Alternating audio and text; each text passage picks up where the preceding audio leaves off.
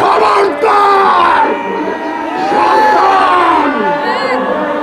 পার্বত্য অঞ্চলকে আগামীর বাংলাদেশে খ্রিস্টান বানানোর, খ্রিস্টান রাজ্য বানানোর কোন ফাঁদে পা দেবেন না। যদি এমন কোন ফাঁদে পা দিয়ে থাকেন তাহলে ৭১-এর হাতিয়ার, মুক্তিযুদ্ধের হাতিয়ার গর্জে উঠবে আরেকবার।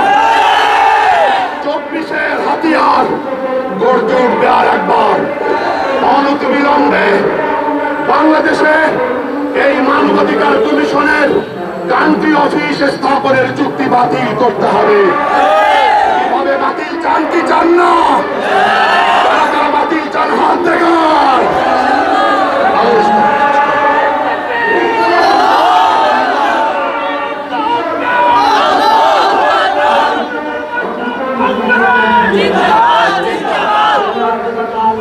আন্দোলনের মাঠ থেকে সরে যাব না।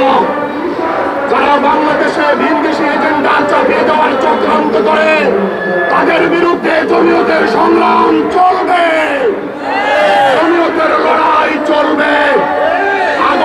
আগামী আগস্টের ৭ তারিখ জেলায় জেলায় জেলা প্রশাসক বরাবর স্মারকলিপি প্রদান কর্মসূচি পালন করা হবে।